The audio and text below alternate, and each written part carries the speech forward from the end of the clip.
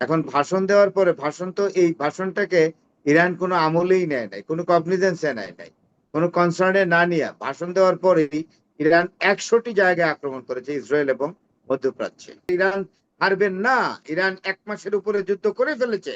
Iran has shown high potential exactly in a very exact form where America and Israel do not find any space. Donald ট্রাম্পের বিজয় অর্জন এটা মনে হয় কাগজে আছে, পেপারে আছে, বাট নট ইন প্র্যাকটিস। এটা তো আমরা বাস্তবে দেখতে পাচ্ছি না। বিজয়টা কোথায়? হ্যাঁ, উনি বিজয় অর্জন করেছেন যদি আমি বলি, তাহলে উনি ওনার দীর্ঘদিনের বন্ধু তার ওয়েস্টার্ন অ্যালায়েন্সদেরকে হারিয়েছেন। উনি হারিয়েছেন টার্কি ইয়েকে, আপনার ইটালিকে, উনি হারিয়েছেন ফ্রান্সকে, উনি হারিয়েছেন তার সবচেয়ে বিশ্বস্ত বন্ধু ইউরোপে ব্রিটেনকে, উনি হারিয়েছেন স্পেনকে, উনি হারিয়েছেন ন্যাটোকে। এগুলা কি উনি বিজয় হিসেবে দেখেন নাকি ওনার লস বা ক্ষতি হিসেবে দেখেন, সেটা ওনার ব্যাপার। তো ডোনাল্ড ট্রাম্প বারবারই বলছে আমরা অ্যাচিভ করেছি। ওনার টার্গেটে ছিল 3টা, টার্গেটের 3টার একটাও উনি ফিল আপ করেনি। আবারও আমি রিপিট করছি, হরমুজ কন্ট্রোলে নেওয়া, এক রেজিম চেঞ্জ করা এবং ইরানের মাটিতে আমেরিকান সৈন্য নামানো, 3টার একটাও কিন্তু হয়নি। তাহলে উনি বিজয় অর্জন অর্জন যে করলেন, এটা ডেটা কি, এটা সূচকটা কি? আসলে উনি কথা বলতে পছন্দ করেন, ইজ এ টকেটিভ এবং বেসড স্টকার।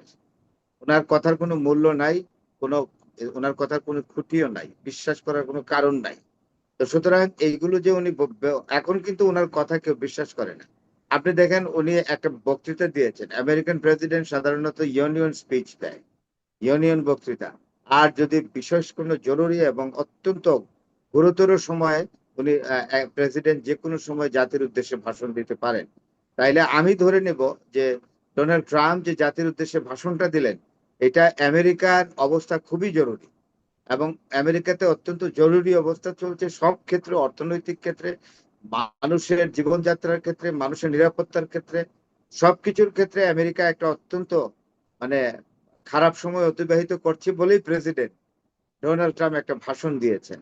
এখন ভাষণ দেওয়ার পরে ভাষণ তো এই ভাষণটাকে ইরান কোনো আমলেই নেয় নাই, কোনো কগনিজেন্সে নেয় নাই, কোনো কনসার্নে না নিয়ে ভাষণ দেওয়ার পরেই ইরান 100টি জায়গায় আক্রমণ করেছে ইসরায়েল এবং মধ্যপ্রাচ্যে।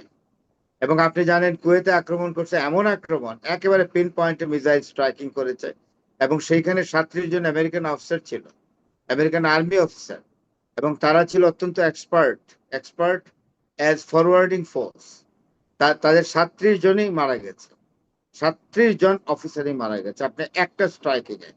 আপনি বোঝেন ইটস এ ম্যাসিভ অ্যাটাক।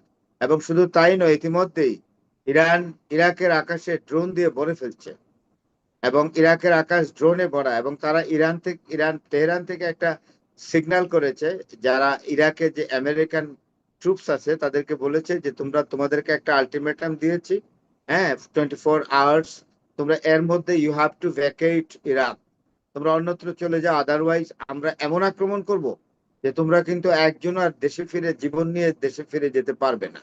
সুতরাং আমি তো দেখছি যে ইরানের শক্তিমত্তা এতটুকু কমেনি এই পর্যন্ত, প্রায় আজকে 10 থেকে 12 দিন হয়ে গেল যে আপনার হরমুজ প্রণালীর চারিদিকে যে আইল্যান্ড গুলো আছে, আইল্যান্ড গুলো থেকে যেমন ধরেন Kharg island, Kish island, Abu Musa island, Al Kazem island, এগুলো আছে।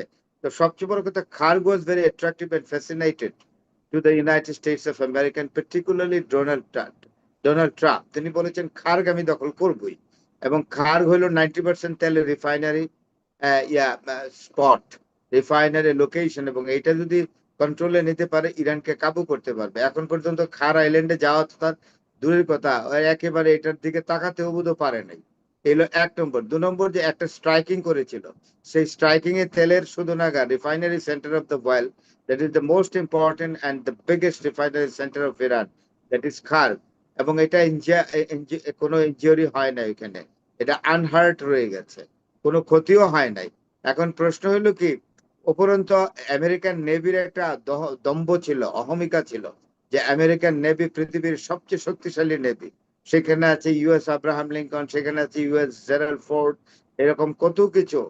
হ্যাঁ, তো এখন কোন জেরাল্ড ফোর্ড বলেন আর আব্রাহাম লিঙ্কন বলেন, তারা তো পারস্য উপসাগর ত্যাগ করেছে, and these two biggest aircraft carriers are remaining more than 800 or 900 kilometers.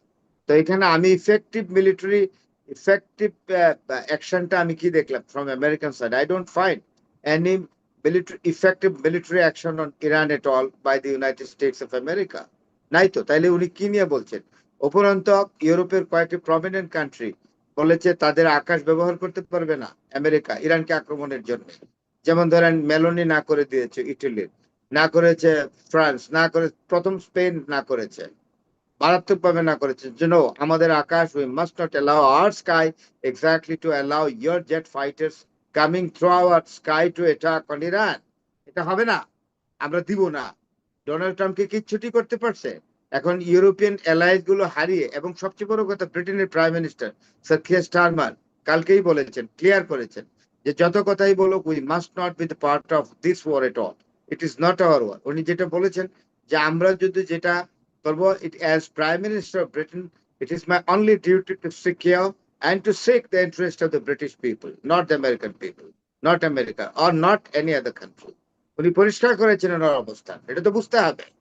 তাই এইগুলো না বুঝেই সবাই যদি চিৎকার করে দেয় ইরান হেরে যাবে, ইরান শেষ হয়ে যাবে, আর ইরান হারবেন না। ইরান 1 মাসের উপরে যুদ্ধ করে ফেলেছে, এখন আবার এই প্রশ্নটা আসছে কেন?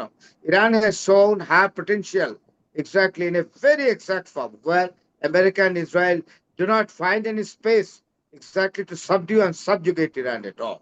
আরেকটি জিনিস হলো এই, এখন উপায়ন্তর না দেখে ডোনাল্ড ট্রাম্প যেটা করেছে, একদম এই একটা ছোট্ট দেশ, এটা হলো আপনার দেশটা ইউরোপের একটা ছোট্ট দেশ, ভুলে গেলাম হঠাৎ করে নামটা, আজকাল ভুলে যাই, নরওয়ে। তো সেখানে বোধহয় আসছে, তারা নরওয়েতে আসছে। নরওয়েকে মানে পেয়ে, মানে নরম পেয়ে সেখানে তারা মানে আমেরিকান আর্মস এমুনিশন নরওয়েতে জড়ো করছে। আপনি জানেন তো নরওয়ে বোধহয় ইটালির কাছাকাছি, এবং কি আপনার এই যে ব্ল্যাক সির কাছাকাছি, মানে কৃষ্ণ সাগর। এখন নরওয়েতে আসছে কেন জানেন? নরওয়েতে আমেরিকান আর্মস আসছে, আমেরিকান আর্মস এমুনিশন, এটা তারা এখানে করতে চায়, এই ইনস্টল করতে চায়। তো এটা করলে এখান থেকে আক্রমণ করবে, কারণ মিডল ইস্ট থেকে আক্রমণ করতে পারে না। মিডল ইস্টে আমেরিকান কোন এস্টাবলিশমেন্ট থেকে আক্রমণ করলে সেটা ইরান করে কি মিসাইল চার্জ করে এগুলোকে, মিসাইল স্ট্রাইকিং করে এগুলোকে একেবারে ধ্বংস করে দেয়। তাই একটা ইউরোপের ছোট্ট দেশ, যেটা ওই কাছাকাছি, আপনার তুরস্কেরও কাছাকাছি, এটা কি নরওয়ে না কোন দেশটা, আমি তো হঠাৎ করে ভুলেই গেলাম। এনিওয়ে, আবার যদি এক্সাক্ট মনে হয় আমি বলবো। তখন ওই দেশকে ইরান ক্লিয়ার করেছে যে তুমি যদি অ্যালাউ করো American arms ammunitions and American fighters তোমার ল্যান্ডে, তাইলে আমার যে মিসাইলের রেঞ্জ আছে এটা সহজেই তোমাকে আমি কভার করব। হ্যাঁ, তোমাকে সহজেই আমি কভার করে নিব, এবং তোমাকে আমি মিসাইলে, আমি 24 আওয়ার্স যদি মিসাইল চার্জ করি তোমার উপরে, তোমার অস্তিত্ব কিন্তু বিলীন হয়ে যাবে।